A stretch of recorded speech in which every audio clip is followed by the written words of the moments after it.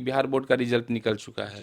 CBSE का result भी लगभग आफ्टर 20 डेज, लगभग फर्स्ट या सेकेंड वीक ऑफ मई में आ जाना चाहिए। तो हम लोगों ने अब नए बैचेस की शुरुआत करने की सोची है, और ये नर्चर बैच, चूँकि हमारा पहले से ही पैटर्न है कि लीडर के बाद हम लोग नर्चर करते हैं, और भी ऐसे ही डिफरेंट बैचेस स्टार्ट करते हैं। दोस्तों, एक बार फिर से हम लोग पहुंच चुके हैं बिहार के सबसे चर्चित कोचिंग संस्थान, जिनका नाम ओमेगा स्टडी सेंटर है। यहां पर लीडर फर्स्ट और सेकंड बैच में लगभग बच्चे का नामांकन हो गया है, लेकिन सर से, डायरेक्टर सर से जानने हम ये आए हैं कि अब जो लोग एडमिशन लेना चाहते हैं उनके लिए क्या व्यवस्था है, कौन से बैच में अब वो एडमिशन ले सकते हैं। उससे पहले सर बहुत बहुत स्वागत। धन्यवाद, आप यहाँ आए। और जहाँ तक बैचेस की बात है, तो फर्स्ट बैच लीडर मैथ और लीडर बायो हम लोगों ने 3 अप्रैल 2025 से शुरू किया था, और उस बैच में बच्चों की पढ़ाई चल रही है। सेकेंड बैच हम लोगों ने 10 अप्रैल से शुरू किया, वो भी लीडर बैच ही है, सेम स्ट्रक्चर, सारी चीज़ें एकदम एक जैसी है। और उस बैच में भी हमारे बच्चे जो पीसीएम के साथ हैं वो आईआईटी के लिए काम कर रहे हैं बोर्ड के साथ, और जो पीसीबी में है वो मेडिकल के लिए काम कर रहे हैं बोर्ड के साथ। अब जो और भी बच्चे हमारे यहाँ आ रहे हैं, चूँकि बिहार बोर्ड का रिजल्ट निकल चुका है, सीबीएसई का रिजल्ट भी लगभग आफ्टर 20 डेज, लगभग फर्स्ट या सेकेंड वीक ऑफ मई में आ जाना चाहिए। तो हम लोगों ने अब नए बैचेस की शुरुआत करने की सोची है, और ये नर्चर बैच, चूँकि हमारा पहले से ही पैटर्न है कि लीडर के बाद हम लोग नर्चर करते हैं, और भी ऐसे ही डिफरेंट बैचेस स्टार्ट करते हैं। तो नर्चर मैथ और नर्चर बायो। नर्चर मैथ में हम लोग फिजिक्स, केमिस्ट्री और मैथ की पढ़ाई करवाएंगे बच्चों की, जिसमें उनका +2 बोर्ड, जेई मेंस और एडवांस तक जो भी बच्चे जाना चाहेंगे उनके साथ काम करेंगे। और बायो का जो हमारा बैच है, पीसीबी, फिजिक्स, केमिस्ट्री और बायोलॉजी का, उसमें हमारे जो एक्सपर्ट टीचर्स हैं वो बच्चों के साथ +2 बोर्ड के साथ मेडिकल उनका अपियरिंग में ही कैसे हो जाए, 2027 में वो मेडिकल कॉलेज में एडमिशन ले, इस माइंडसेट के साथ हम लोग नर्चर बायो का स्टार्ट के बैच को स्टार्ट करने वाले हैं।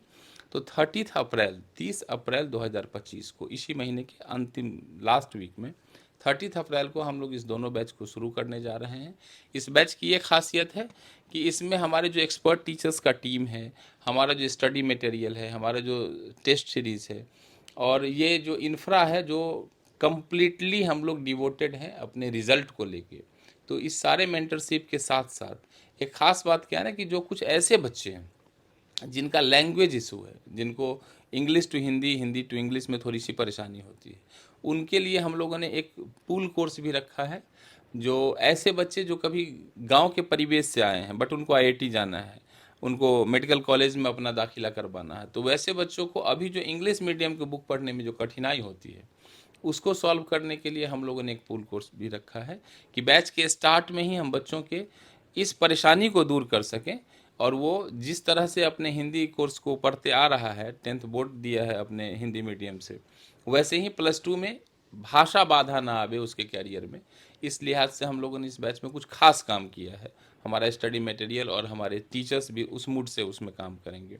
तो इन्हीं चीज़ों के साथ, नाम ही है उसका नर्चर, हमको उन बच्चों के साथ जैसे नर्चर करता है कोई भी गार्डनर अपने बगिया का, तो वैसे ही इन बच्चों के साथ हम लोग वैसे काम करेंगे।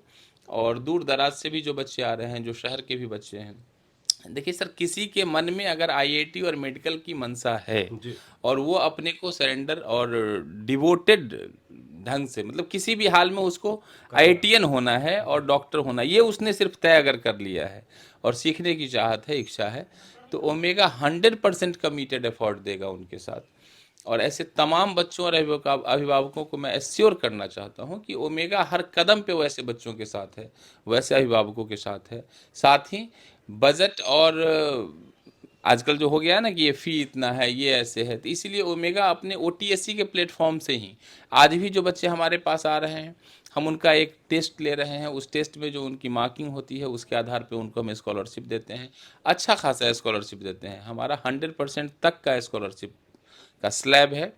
तो ऐसे सभी बच्चों के लिए बस वो सिर्फ ये डिसाइड कर ले कि मेरे को किसी भी हाल में आईआईटीएन या डॉक्टर बनना है, तो बस ओमेगा उसके साथ है। उनको मैं ओमेगा में आमंत्रित कर रहा हूँ आपके माध्यम से। और थर्ड बैच जो 30 अप्रैल से शुरू होने जा रहा है, इसमें फिर से हम लोग अपने इतिहास में जो हम लोगों ने हर एक वर्ष बेस्ट रिजल्ट दिया है, उसको इन्हीं सारे बैचेज में हम लोग मेहनत करके फिर से दोहराने वाले हैं। ठीक है सर। तो 30 अप्रैल से क्लास शुरू होगा, तो नामांकन अभी से शुरू हो गया होगा चलना उसमें? जी, नामांकन हमारा लगभग 4 दिन पहले से शुरू है।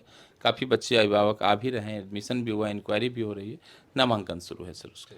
एक सवाल सर जानना चाहेंगे आपसे कि जो बच्चे ओटीएससी में भाग नहीं लिए, एग्जाम नहीं दिए हैं, उनको एडमिशन लेना है, ओमेगा में तैयारी करनी है, पैसा का अभाव है, तो क्या उनको कुछ सुविधा मिल पाएगा ओमेगा की तरफ से? जी, उनके पेरेंट्स अपने बच्चे को लेके, वैसे पेरेंट्स अपने बच्चे को लेके ओमेगा में आवें। और ओमेगा में 1 आवर का एक टेस्ट है जो स्पॉट टेस्ट होता है। जो बच्चा अभी जिस क्लास से को पास कर रहा है या पास किया है, उसके सिलेबस के अकॉर्डिंग, जैसे 11th में एडमिशन है तो 10th के सिलेबस के अकॉर्डिंग हम लोग 1 घंटे का एक टेस्ट लेते हैं बच्चों का ऑब्जेक्टिव पैटर्न पे। उसमें जो बच्चों की मार्किंग होती है, तो बच्चे का जो ऑब्टेनिंग मार्क्स होता है उसके आधार पे हम लोग 30% टू 100% तक बच्चे को स्कॉलरशिप देते हैं। और वो स्कॉलरशिप का जो बच्चा, चूँकि बहुत सारे बच्चे आते हैं, अब कल ही एक बच्चा है जो 100% स्कॉलरशिप लिया है, और 70 80 90% वाले बहुत सारे बच्चे आते हैं, चूँकि काफ़ी टैलेंट भरा पड़ा है हमारे आपके मिट्टी में। 100% जो स्कॉलरशिप सर लेते हैं वो कैसे बच्चे होते हैं, गांव के होते हैं, कैसा उनका बैकग्राउंड रहता है, क्या कुछ रहता है? दोनों जगह के बच्चे होते हैं, सीबीएसई बिहार बोर्ड दोनों वाले बच्चे होते हैं। कई बच्चे ऐसे भी हैं जो गांव के भी है, बहुत सारे ऐसे भी बच्चे हैं जो शहर के हैं। और चूंकि प्रतिभा ऐसा नहीं है सर, हम लोगों ने मीडियम को ब्रेक किया है। जैसे सीबीएसई वाले बच्चे हैं तो वो इंग्लिश में थोड़े से कंफर्टेबल होते हैं। तो जैसे ही बिहार बोर्ड के बच्चे आते हैं हमारे यहाँ, तो उनको हम जो उनका जो टेस्ट लेते हैं, तो उनका जो क्वेश्चन होता है वो हिंदी में होता है। तो उनको भी ये प्रॉब्लम नहीं होता है कि भाषा एक बाधा के रूप में आई और ओटीएससी में हम कैसे मार्किंग लेके आवे। ओटीएससी में हमारा ये इंटेंशन है कि बच्चे हमारे यहाँ से स्कॉलरशिप का बेनिफिट लें। ये नहीं है कि हमारा ये पैटर्न है आप इसको फॉलो करो, कर सकते हो तो करो, नहीं तो कोई बात नहीं। ऐसी बात नहीं, हम लोग हिंदी मीडियम में, इंग्लिश मीडियम में, देना चाहते हैं, मन से देना मीडियम चाहते में हैं। हम लोग टेस्ट लेते हैं कि बच्चे मैक्सिमम स्कॉलरशिप ऑब्टेन करें, और उस स्कॉलरशिप के माध्यम से एक अच्छा खासा अमाउंट जो है उनको डिस्काउंट के रूप में मिलता है, गिफ्ट भी मिलता है। तो इस तरह से ओमेगा में आना बहुत इजी है, बहुत आसान किया है। फिर भी अगर आपको लगता है ऐसे कोई बच्चे हैं जिनके लिए और भी दिक्कत है और उनमें टैलेंट है, तो मैं आपके माध्यम से सभी लोगों को बराबर बोलता रहता हूँ कि समाज में मेरी जो जिम्मेदारी है, अगर किन्हीं को ऐसा कोई बच्चा दिखे जिसमें बहुत टैलेंट है, आर्थिक रूप से उसको किसी भी तरह की परेशानी है, ओमेगा और हम लोग उसके साथ।